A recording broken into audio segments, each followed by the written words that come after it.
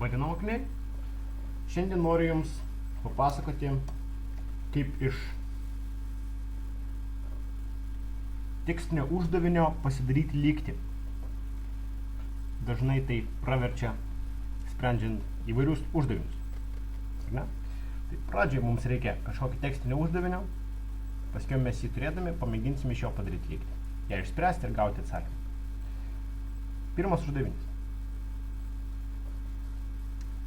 Tarkime, turim du draugus, Joną, užsirašykime, Jonas ir Juozas. Jonas ir Juozas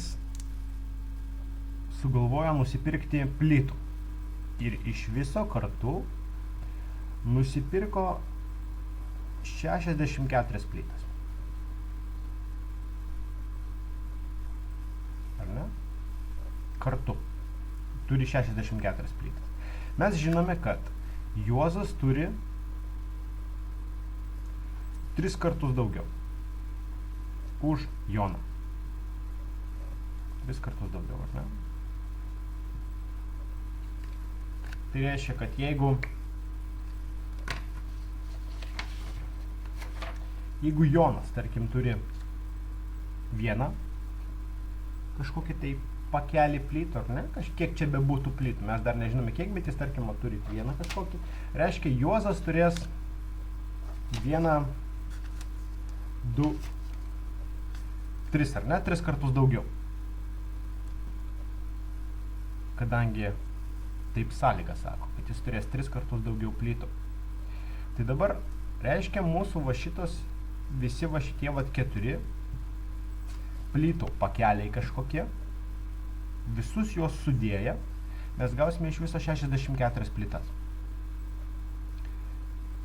Kaip mes galim dabar skaičiuoti, kadangi iš viso yra 4 pakeliai, 64 padalinsime iš 4, gausime 16. Reiškia, viename pakelyje bus 16 plytų. Jonas turės 16 plytų ir Juozas turės 3 pakelius po 16 plytų. Reiškia, iš viso turės 16 kart 3. Iš viso turės 48 plytas. Jonas turės 16. Ar ne? Tai šitie lapeliai buvo tam, kad būtų lengviau įsivaizduoti. Pamėginkime juos dabar nuimti. Ir vietoj lapelio užsirašyti, kad Jonas, tarkim, turi ne lapelį plytų, bet pasižymėkime tai raidę X. Jonas turi X plytų. Juozas turi 3 kartus daugiau. Reiškia, jis turi 3 kart X plytų. Čia nėra dalybos ženklo, netyčia. Ir sudėję Jono ir Juozo plytas, mes gausime iš viso 64 plytas. Ne? Dabar persirašom X, vietoj X pasirašom X kart 1, plius šitą perrašom, 3 kart X, lygu 64, ar ne? Sprendžiam lygtį. X keliam prieš skliaustus, kadangi kartojasi, 1 plus 3 lieka skliaustuose, lygu 64. Ir galiausiai gauname, kad 4 kart X lygu 64. Ar ne? Dabar, jeigu mes nežinom, kaip spręsti tokios lygties, tai užsirašykim viršui 6 kart 2 lygu 12. Mūsų šitas skaičiukas nežinomas, ar ne? Uždengiam šitą pirštu, arba parkeliu bus paprasčiau, ar ne? Ir žiūrim, kad turim gauti 2, ar ne? Kaip iš 12 ir 6 gauti 2. 12 dalinsime iš 6, ar ne? Ir gausime 2. Taip pat, jeigu mes norime surasti šitą, kol kas dar nežinom, kiek čia yra, bet rasime, jeigu taip kaip 12 dalinome iš 6, 64 dalinsime iš 4.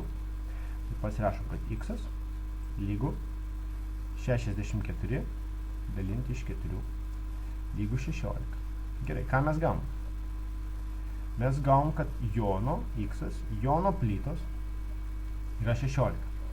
Mes tą gavom ir anksčiau. Jonas turi 16 plytų. Dabar Juozo plytos yra 3 kart x. Ir tai yra 3 kartus daugiau 16, yra 48 plytos.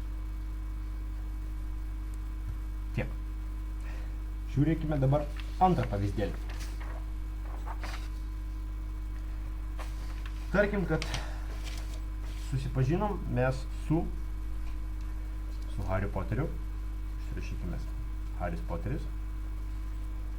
Su Dumbledoru. Ir su Snape'u. Iš knygos, ar ne? Ir Harris Potteris sako, man yra kažkiek metų, Dumbledoras už mane yra 7 kartus vyresnis, o Snape'as yra 2,5 karto vyresnis už mane. Mums visiems kartu sudėjus yra 168 metai.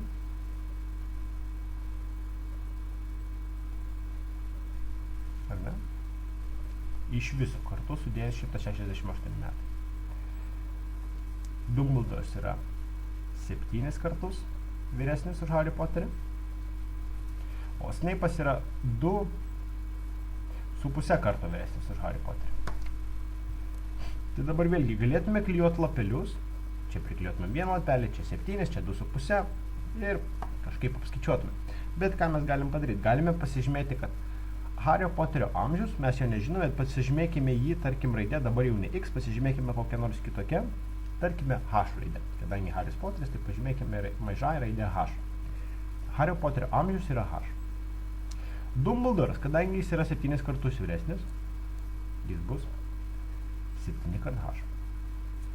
Kadangi 7 kartus Harry Potterio amžius. Snape'as 2,5 karto vyresnis, 2,5 kart H. Ar ne? Dabar viską sudėję, mes gausime 168 metus. Sudėkime. H plus 7 kart H plus 2,5 kart H gausime 168.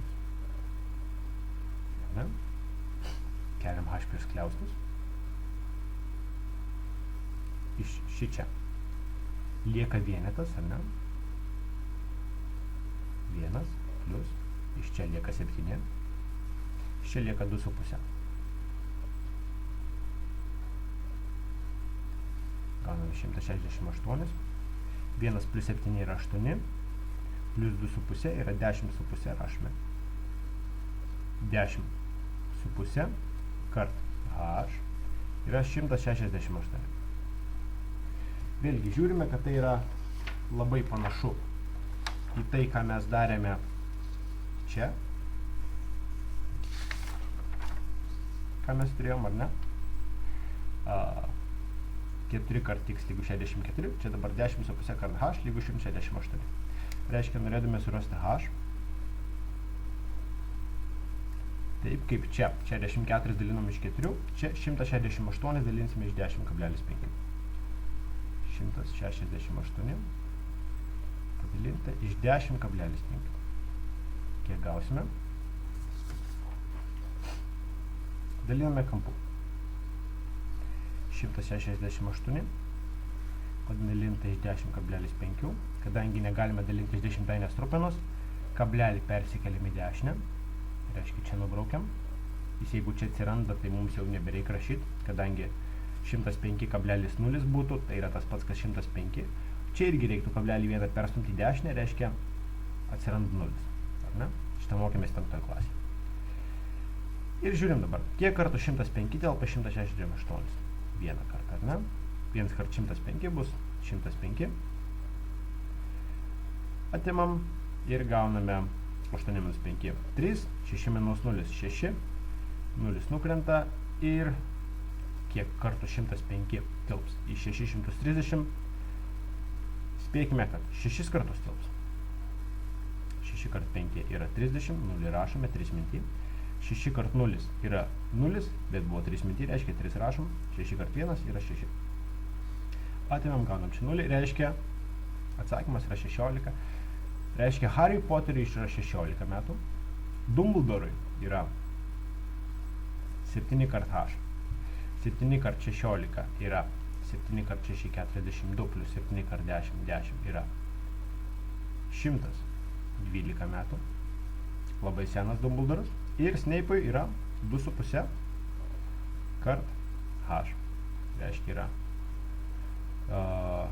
2 kart 16 bus 32 plus pusę kart 16 plus 8, ar ne?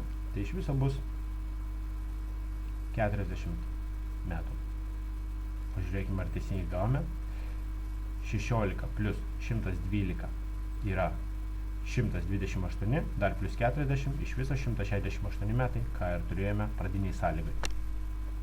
Tai netaip jau ir sunku. Linkiu mokiniai sėkmės.